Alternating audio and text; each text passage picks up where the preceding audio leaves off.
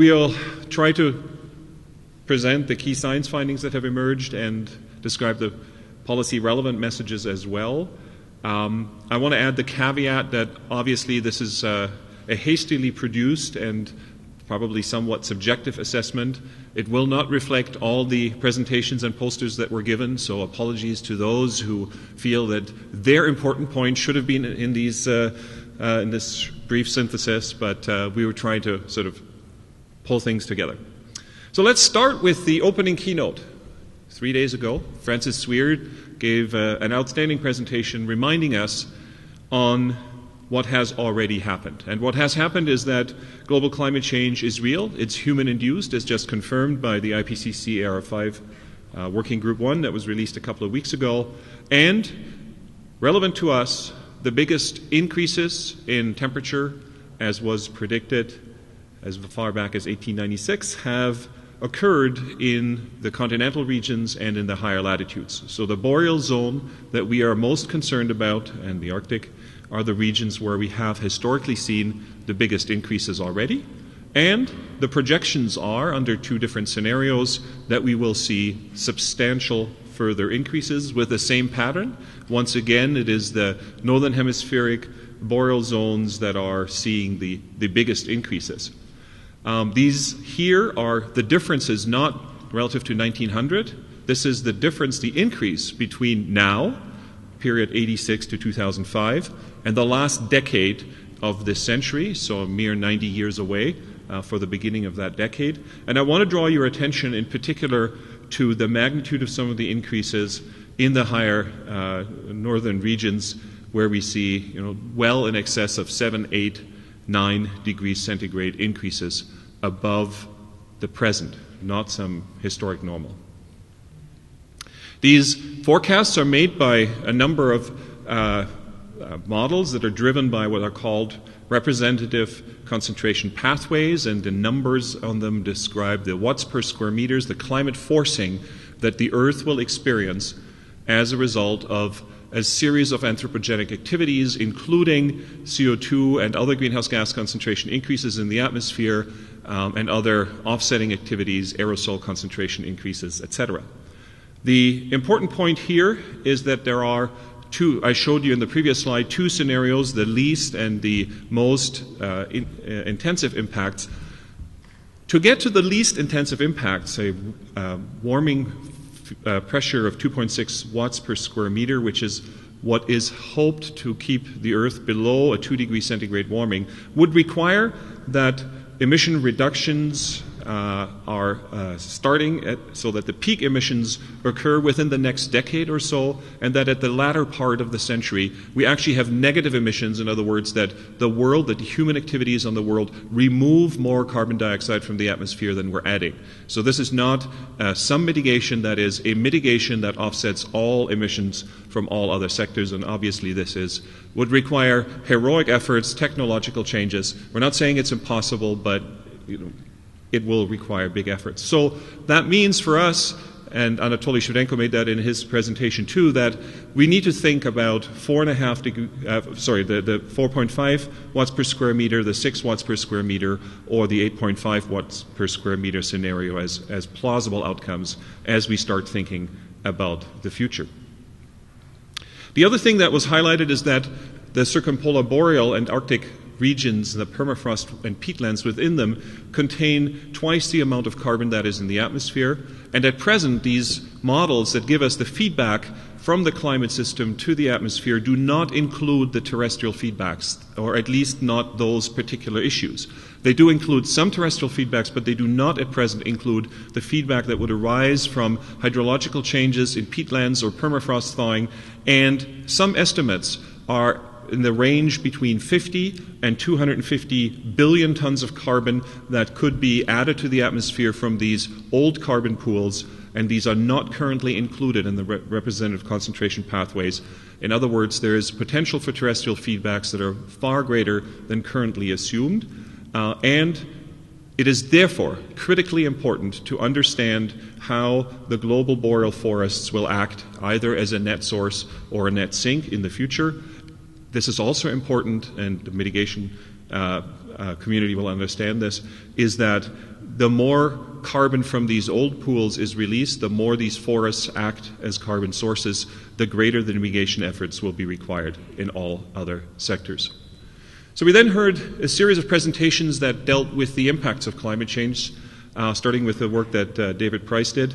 And what is coming through all of these presentations is that we can expect a number of changes. Increased changes in water balance that lead to increased drought, increased frequency and severity of wildfires, outbreaks of insects and range expansions, accelerating losses of permafrost in the northern boreal, the northward shift of climatic zones by hundreds of kilometers, changes in succession, and numerous other processes that were described as tipping elements that can contribute to the system approaching tipping points.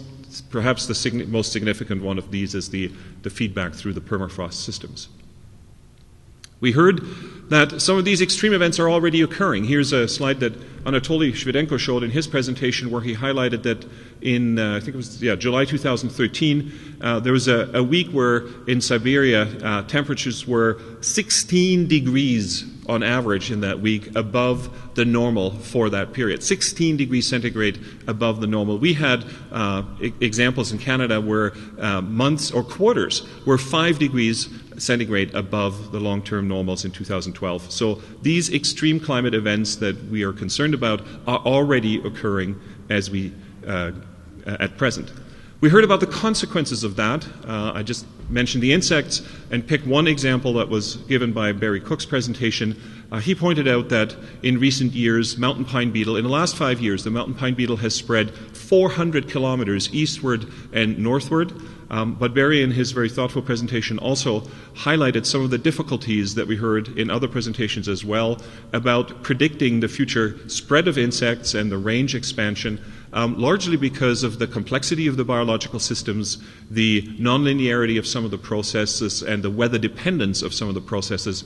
And weather dependence makes it inherently difficult to predict population dynamics. We also heard about fire changes. Here is a slide showing some very preliminary data that Brian Stocks has compiled with his co-authors, showing big increases in the area annually burned in Russia.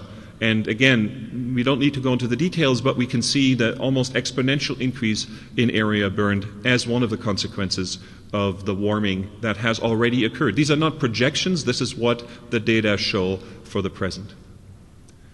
We heard another excellent presentation by Jill Johnston, who highlighted as a keynote speaker the importance of disturbance and punctuated changes. She gave a very nice presentation where she highlighted that we can anticipate that many of these ecosystem changes will not be gradual. There will be punctuated changes. They will be triggered by disturbances that act as a catalyst of change. And she highlighted some of the complexity of responses, and several other presentations talked about that as well. Examples of feedbacks are where fires can, in Alaska, cause transitions from black spruce systems to broadleaf species, which in this case would actually lower your future fire risk in the landscape. On the other hand, we have other consequences of repeated disturbances, such as the transition from forests to grasslands. We heard a number of presentations that highlight the impressive progress that has been made around the boreal with our capabilities to describe current forest characteristics. We're still struggling with dealing with predicted future characteristics, but here are two examples of recent products developed in Canada and in Russia that show the biomass density distribution throughout the boreal zone, actually both entire countries, boreal and non-boreal. But the important part of these maps is that underlying them is a database that shows this information at 250 by 250 meter resolution. So we're literally talking about hundreds of millions of pixels that are informing these kinds of maps. It's, of course, a challenge to process this kind of information in models, but we also heard a presentation, I don't have a slide on that, about progress that has been made with individual tree models in very complex and large areas. So yes, we have the ability to characterize in more detail the characteristics of the forest, describe the characteristics of the forest. But there's also an increasing recognition of the importance of the high spatial heterogeneity and the high temporal variation. This heterogeneity, and we heard several examples of presentations where over relatively small spatial scales, hundreds of meters, systems were responding completely different to human drivers or to climate change drivers. So this heterogeneity will make it very difficult for us to predict systems' responses to human actions and climate change. But there's also an upside, and that is it will also increase the resilience to change because we don't have a uniform system. It is a very complex system where some elements of that complexity may respond positively while others respond negatively. Where we make progress with high-resolution models, we also realize that this has implications for the data that are required and for the computing power to process this information. We heard a number of talks that made reference to the long processing times. But I want to highlight that compared to even just a few years ago, it is now possible to do this stuff, and it will only get easier as computing power increases. We heard a little bit about connected risks, and this is also would have been the theme that David Cleaves wanted to elaborate on. And this is the whole notion that came through in many presentations related to the interactions of the processes, the interactions of disturbances, of human actions, and climate change. We heard talks that presented about the interactions between insects and fires, logging and fires. We heard a very nice example from work that was done in Siberia out of the Sukachev Institute on that. Fires and permafrost thawing, that the triggering of fires changing the overstory characteristics with immediate impacts on permafrost below it. The interactions between resource use and climate change impacts on aquatic ecosystems. We heard David Kreutzweiser spoke about that this morning. We heard about the interactions between human-caused linear disturbances in the boreal forest and fires. So there's a lot of issues that are related to interactions among disturbances and connected risks. Addressing those requires that we take the systems perspective. Again, a theme that came through in many of the presentations we heard. A number of speakers talked about the need to take an integrated systems approach to the assessment and management of risks. And we saw a number of examples where these kinds of systems perspective analyses are supported through the combinations of models from multiple disciplines. And there are examples, and I just picked a few, where the investigators combined models on growth, mortality, multiple disturbance types, management, to name one. And another study focused on ecosystems, harvested wood products, displacement, albedo, the economy.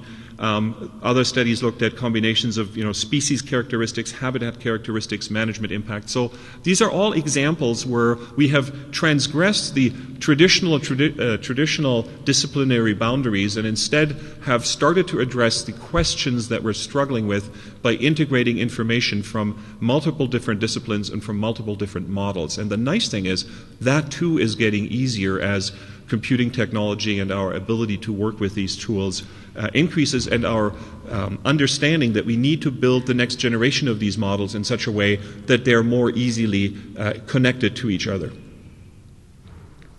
We also heard another example, the reference about the need to take a systems approach when we look at policy questions. I just picked one example here, the mitigation analyses, and we heard two talks that basically just this morning centered around these issues where we need to look at not just what's happening in the forest ecosystems, we also need to look at harvested wood products. We need to look at the impacts of our decisions as we manage forests on other sectors, the use of concrete, steel, plastics, etc., as we provide more or less wood products into society. And we also heard about the need to go beyond the greenhouse gas impacts. We need to also look at some of the other biogeophysical processes, including albedo and hydrological feedbacks. So what I think we can say with regard to the future is that widespread changes have already occurred, and further changes are ahead. We are already committed to significant additional warming, and that is just with the carbon dioxide that we have already emitted to the atmosphere. The ship is moving currently at 10 billion tons of fossil fuel emissions a year, so we're continuing to experience changes until globally we get to the point of reducing these emissions.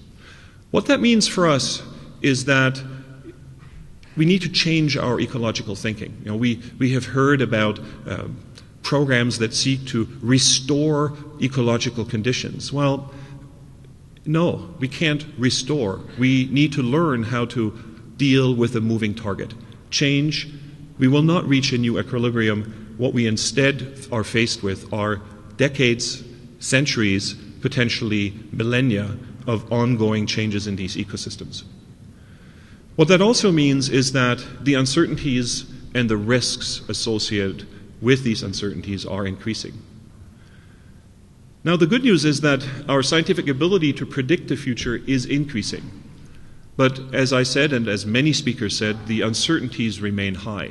But that should not stop us from trying. First of all, these tools that our communities are developing can still be useful to rank alternatives. And as we saw in Rasmus's talk, for example, you know, the difference between two sets of scenarios and the alternative sets of scenarios, they were so clearly separated that yes, we may have an uncertainty on the individual estimates, but in terms of ranking, good, bad, at least with regard to that indicator that we were interested in, we can do that with these kinds of models. The other thing we need to do, and that came through in many presentations as well, is we need to use ground data to develop and further validate the models. And that brings me to the last point, and that is, unfortunately, the willingness to invest into monitoring and obtaining of ground data is challenged by economic realities. So here's a graph that Robbie Hamber presented, and what this shows are the number of permanent sample plot measurement periods that are available in North America. And the different colors are jurisdictions, and the top line is the total. And what I want to highlight here is that the computing power and the ability to process these tens of thousands of measurements is now available. The statistical skills to move forward with that information is also becoming available. But just as it started to get interesting, just as we're starting to see significant impacts in some regions and species of environmental change on growth and mortality in these forests, the number of permanent sample plots is dramatically declining. So what we ideally would like to see is, monitoring and ground measurements on an ongoing basis. We may not have to have the largest possible number, but we do need some stability in how these systems are providing data that will help us to inform the model development and therefore the scientific ability to provide credible tools in support of policy. And with that, I'll turn it over to Tony.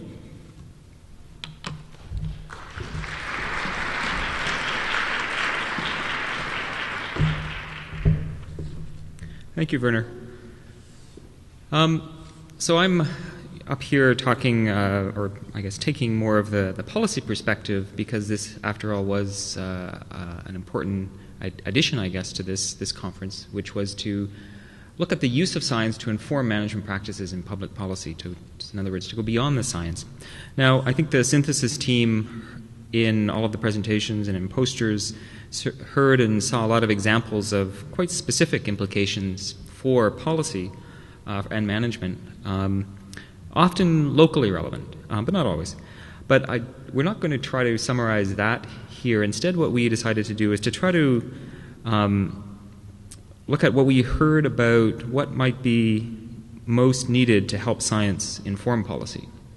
And so that's what I'll focus on. So before I get to that, we looked at, we tried to break down the talks here into those that were had a predominantly science focus, those that had a predominantly policy focus, and those that were in the nexus of the two. And there's probably no surprise that the majority of talks were science, very focused on science, but there were a fair number that were in the nexus and a few around policy.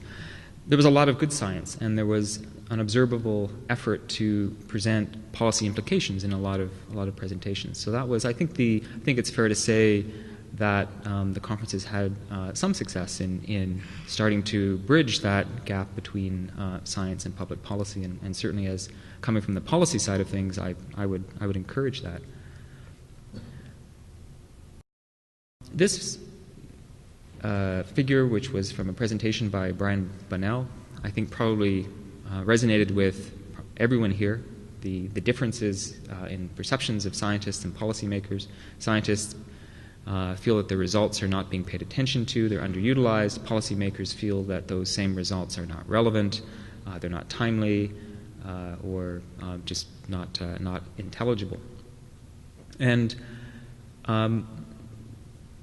so I think what we've seen, and certainly I can speak from my own experience, and what we saw in Fiona's presentation, I think this morning, about the Canadian Boreal Forest Agreement, is that it's really key to get to know each other and to work together. And because it's by working together, the science and policy communities, that on an ongoing basis, that we can build the common understanding and the language so that the questions and the research and the findings are relevant. And that's why in conferences like this, I think it's really important to bring the two communities together to the extent possible. And so the high-level panel today, I think, is a good step in that direction. So in terms of some of the things that the synthesis team picked up, and I'll just want to reiterate the caveat that Werner made again, that we haven't necessarily picked up everything.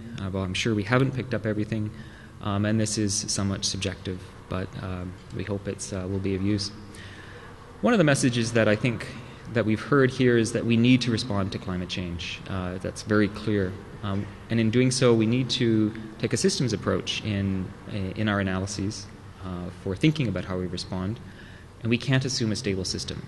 And a systems approach applies in any number of areas, certainly in terms of looking at mitigation, but looking at the broader system, looking at the broader ecological system. There are many ways to take a systems approach, and that's very important. It's obvious, but we do need to make sure that we are including climate change considerations in forest management. For both adaptation and mitigation, presentations here made it clear that there's no best strategy. It's always going to depend where you are and your time frame. And clearly that strategies will need to be balanced with other goals and values for forests. So there are multiple goals, and how do we balance them? Seeking diversified, no-regret adaptation actions that are robust in the face of a highly uncertain future is important. And we heard a number of suggestions that we need to ensure we're adopting an adaptive management framework. And Fiona in the presentation this morning had some thoughts about that as well, and how actually to be successful in adopting an adaptive management framework. And a lot of that is about working together. We heard a lot about the need to monitor systems. Coordinated, stable monitoring, this was the last point that Werner made, actually, is crucial to have the information that science needs to then inform policy, whether it's about the state of the forest, about human systems, changes in the forest in response to drivers, whether it's about assessing the effects of policy over time and space, or to implement adaptive management, where that is attempted.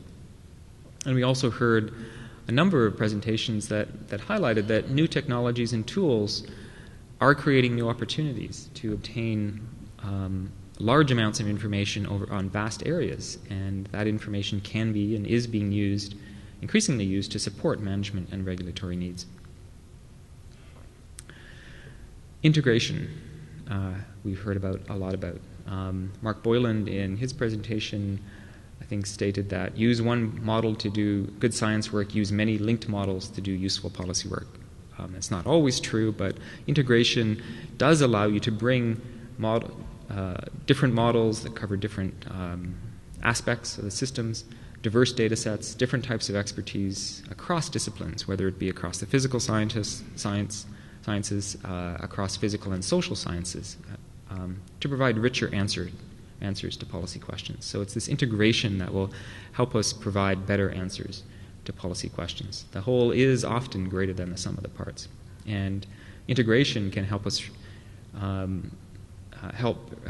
reveal new policy-relevant insights and options. Prediction is important. There are challenges with predictions, of course, but we heard about the efforts to try to improve the capabilities to predict the future force characteristics, and the need for credible tools and models and decision support systems to evaluate alternatives in management and adaptation and mitigation related to climate change.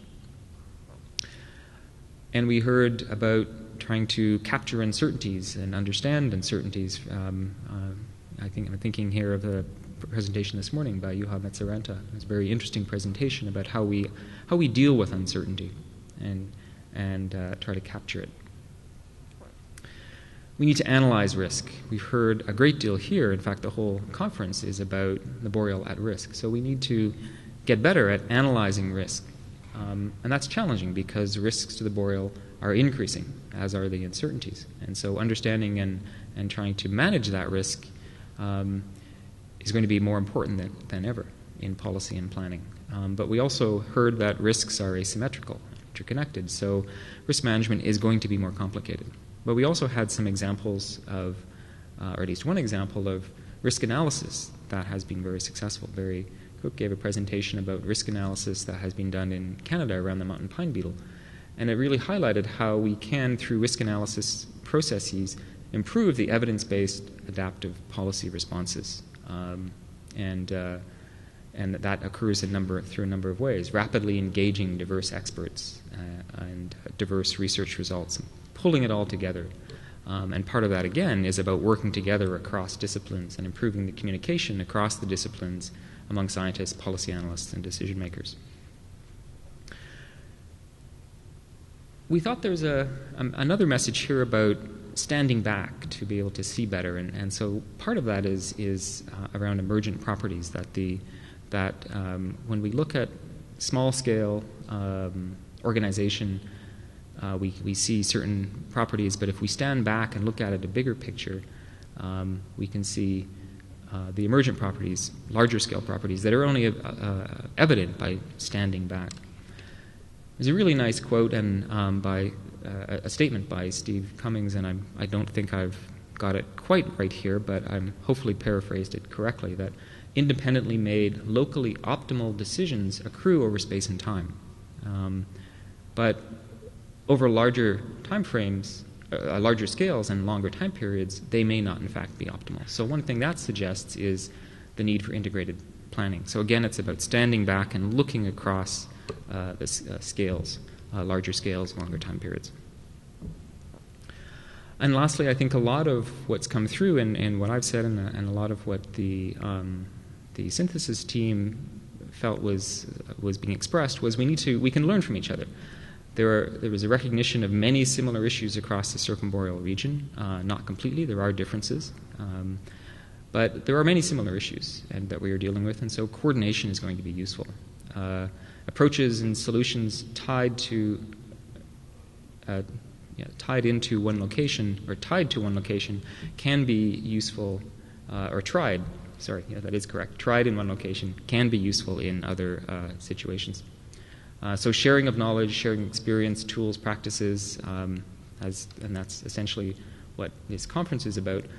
But between countries, between management agencies, between scientists and managers and practitioners, all of that can help science inform policy.